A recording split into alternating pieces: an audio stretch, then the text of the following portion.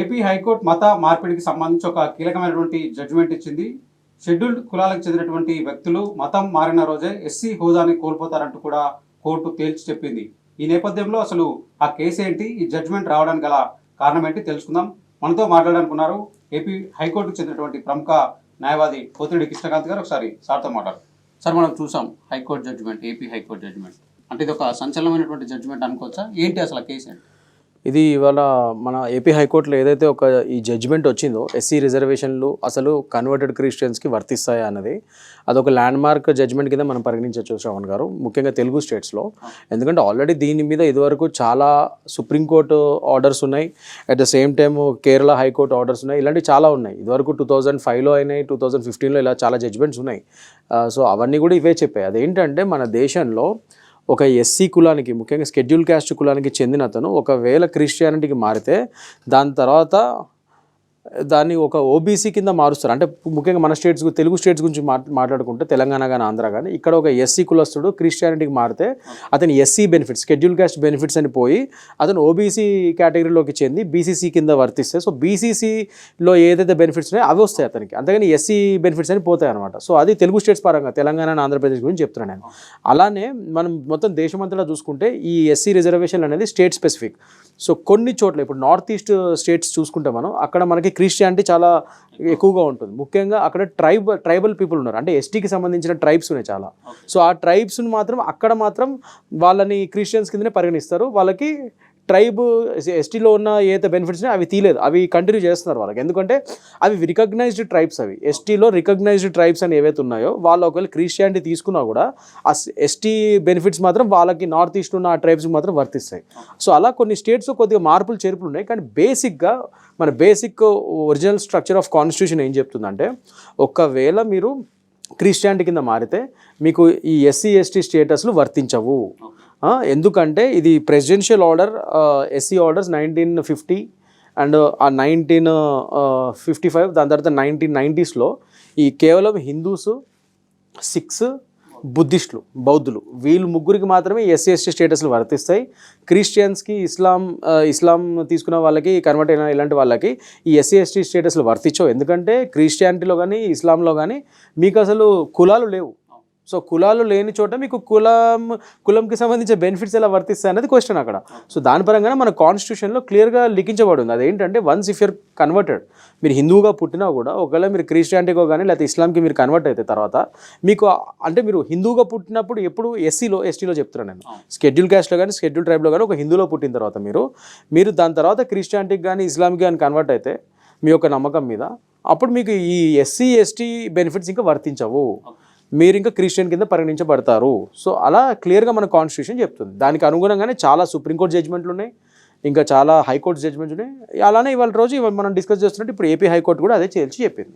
ఏంటి అంటే AP high court ఈ ఎస్సీ హోదాకు సంబంధించి ఒక జడ్జిమెంట్ ఇచ్చింది, అంటే ఇది రిజర్వేషన్ కాకుండా హోదాకు సంబంధించి. సో ఆ కేసు ఏంటి యాక్చువల్ ఏంటంటే ఒక పాస్టర్ గారు ఒక కంప్లైంట్ ఇచ్చారు, అంటే ఒక కేసు వేశారు. అదేంటంటే నేను ఒక క్రిస్టియన్ కింద మారినా కూడా బట్ స్టిల్ నాకు ఇంకా నేను ఒక ఎస్సీకి కులానికి చెందినవాడిని కాబట్టి నాకు ఆ బెనిఫిట్స్ వర్తించాలి. ఎందుకంటే నేను ఒక అణగారిన వర్గం నుంచి వచ్చాను కాబట్టి నాకు ఆ బెనిఫిట్స్ కంటిన్యూ అవ్వాలి. నేను కేవలం నా భక్తి పరంగా నేను ఒక పాస్టర్ కింద మారాను, నా రిలీజియన్ మార్చుకున్నాను, కానీ ఈ బెనిఫిట్ నేను ఒక కులాన్ని మాత్రం కులం మాత్రం అందులోనూ పుట్టా కదా అన్నట్టుగా ఒక ఇది పెట్టడం జరిగింది, ఒక అర్జీ పెట్టడం జరిగింది, వాళ్ళకి పెటిషన్ వేయడం జరిగింది.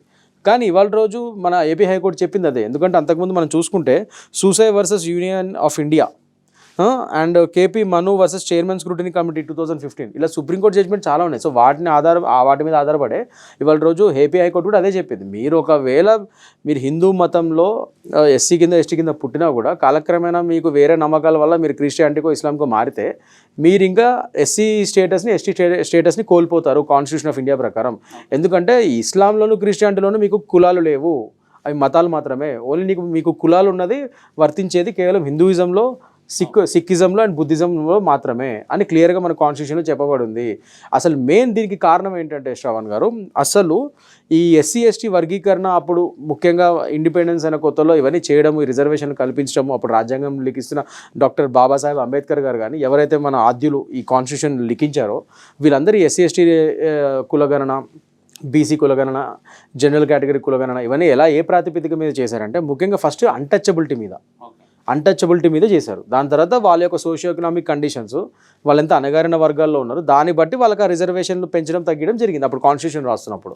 సో ముఖ్యంగా బేసిస్ ఆఫ్ దిస్ మెయిన్ ఇదంతా అసలు ఈ వర్గీకరణకి మెయిన్ బేసిస్ ఏంటి? అన్టచబిలిటీ. సో మీకు క్రిస్టియానిటీలోను ఇస్లాంలోను అన్టచబిలిటీ అనే కాన్సెప్ట్ లేదు, కేవలం హిందూయిజంలో, బుద్ధిజంలో, సిక్కిజంలో మాత్రమే ఉంది. సో అందుకని ఎస్సీ ఎస్టీ కేటగిరీస్ అనేవి ఆ దాటికి వర్తిస్తే కానీ ఒఫీషియల్గా బుద్ధిజం ఇది క్రిస్టియానిటీలోను ఇస్లాంలోను అసలు అవి లేవు కాబట్టి, సో మీరు అందులోకి కన్వర్ట్ అయిన తర్వాత అప్పుడు మళ్ళీ హిందూ మతానికి చెందిన ఈ రిజర్వేషన్లు ఎలా తీసుకుంటారు? ఎస్సీ ఎస్టీ కింద మీ ఆ కులానికి చెందిన వాళ్ళు అవ్వరు, ఇంకా మొత్తానికి మీరు మతం మార్చేసుకున్నారు. సో ఇంకా మీకు కులం స్టేటస్ కోల్పోతారు అనేది కాన్స్టిట్యూషన్ చెప్తుంది. అలానే ఇవాళ రోజు అన్ని కోర్ట్స్ చెప్తున్నాయి.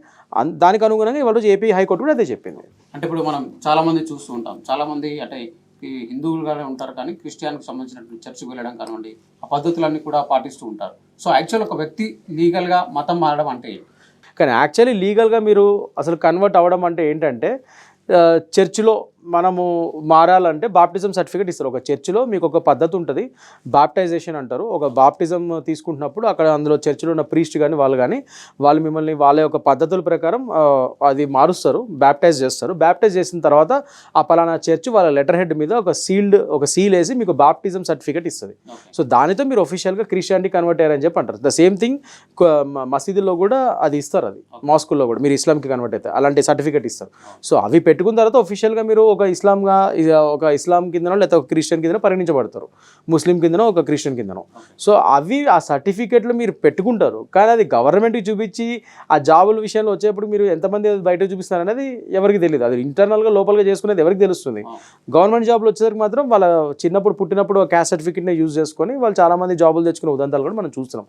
కానీ ఇవాళ రోజు చాలామంది అలా చేయట్లేదు. ఇవాళ రోజు నాకు తెలిసిన ఫ్రెండ్స్ చాలామంది క్రిస్టియన్ ఫ్రెండ్స్ కానీ ముస్లిం ఫ్రెండ్స్ కానీ వాళ్ళందరూ కానీ ఒకవేళ మారితే కన్వర్షన్ అయితే వాళ్ళ క్యాస్ట్ని అది బెనిఫిట్స్ యూజ్ చేయట్లేదు.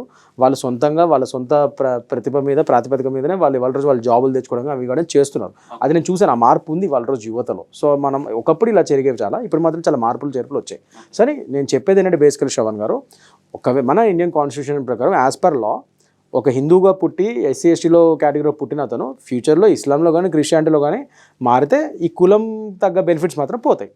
అతను క్రిస్టియన్ కింద ఇస్లాం కింద ఇది పరిగణించబడతాడు. సో క్రిస్టియన్స్ ముఖ్యంగా మన దేశంలో ముఖ్యంగా తెలుగు రాష్ట్రాల్లో తెలంగాణ కానీ ఆంధ్రాలో కానీ బీసీసీ కింద వస్తారు. సో బీసీసీ ఏం రిజర్వేషన్ ఉంటుందో ఆ రిజర్వేషన్ మాత్రం వాళ్ళకి అప్పుడు వర్తిస్తాయి. అంటే ఇప్పుడు జనరల్గా ఇంకొక డౌట్ ఏంటంటే అంటే హిందూ మొత్తం రిజర్వేషన్కి సంబంధించి వాటిని యూజ్ చేసుకొని చాలామంది గవర్నమెంట్ జాబ్స్ పొందుతూ ఉంటారు. సో ఒకసారి జాబ్ పొందిన తర్వాత మళ్ళీ మతం మారడం అనేది కొందరు చేస్తూ ఉంటారు. సో ఆ సందర్భంలో వాళ్ళ జాబ్స్ ఏమైనా పోయేటువంటి అవకాశం ఉంటుందో ఎట్లా? Good question.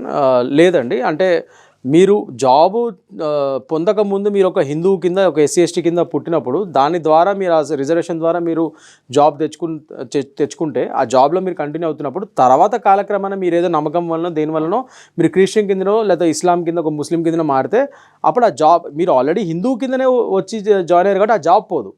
కాకపోతే ఫ్యూచర్లో ఏంటంటే ఈ రిజర్వేషన్ల ద్వారా మీకు ఏమైనా ప్రమోషన్లు వస్తే మాత్రం ఆ ప్రమోషన్లు ఎస్సీ ఎస్టీ కింద ప్రమోషన్లు కూడా వచ్చే ఛాన్సెస్ ఉంటాయి, వెల్ఫేర్ బెనిఫిట్స్ ఉంటాయి ఆ జాబ్లో కూడా, అవి పోతాయి కానీ జాబ్ పోదు. మీకు అర్థమైంది కదా నేను చెప్పింది? అంటే మీరు ఒక హిందూ కింద ఉన్నప్పుడు ఎస్సీ ఎస్టీ కింద పుట్టినప్పుడు మీరు ఆ రిజర్వేషన్లు యూజ్ చేసుకొని మీరు ఒక జాబ్ తెచ్చుకుంటే ఫ్యూచర్లో ఎప్పుడో మీరు క్రిస్టియన్ కింద మారితే అది మీరు ఒఫీషియల్గా కాకపోతే మీ వాళ్ళకి చెప్పాలి, మీ గవర్నమెంట్ డిపార్ట్మెంట్ వాళ్ళకి ఎక్కడైతే మీరు జాబ్ చేస్తారో వాళ్ళకి చెప్పాలి ఆ విషయం.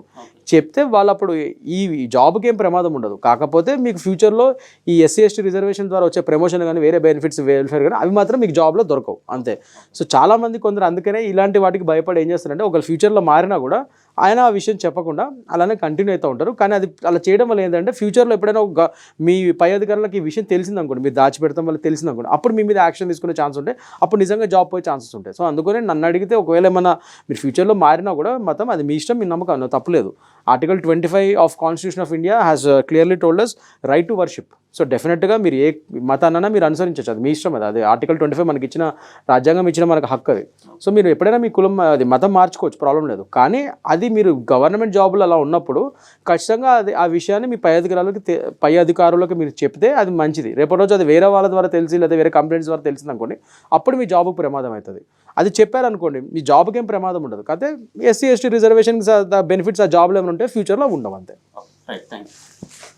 సో ఇది ఓవరాల్గా చూసుకున్నట్లయితే ఎవరైతే షెడ్యూల్డ్ కులాలకు సంబంధించినటువంటి వ్యక్తులు మతం మారుతారో అంటే మతం మారిన వెంటనే ఆ అంటే హిందూ మతంలో ఉన్నప్పుడు వచ్చేటువంటి రిజర్వేషన్స్ ఏవైతే ఉంటాయో అవన్నీ కూడా పోతాయి. సో ఆ హోదా కూడా పోతుందనేటువంటి అంశాన్ని మరొకసారి ఏపీ హైకోర్టు కూడా చెప్తుందని కూడా అనుకోవచ్చు. ముఖ్యంగా ఈ హిందూ మతం కాకుండా అంటే ఈ క్రిస్టియానిటీ కానివ్వండి, లేదంటే ముస్లిం మతంలో ఈ కుల వ్యవస్థ లేని కారణంగా వాళ్ళకు ఈ మతాలకు సంబంధించినటువంటి అయితే హిందూ మతంలో వచ్చేటువంటి ఎస్సీ ఎస్టీల ద్వారా వచ్చేటువంటి రిజర్వేషన్లు ఆ మతంలోకి మారినప్పుడు కూడా వాళ్ళందరికీ కూడా వర్తించవనేటువంటి విషయాన్ని కూడా కృష్ణకాంత్ గారు అయితే చాలా క్లియర్గా చెప్తున్నారు. ప్రజెంట్ జానరాజ్తో శ్రవణ్, ఏబీ ఆంధ్రజ్యోతి, హైదరాబాద్.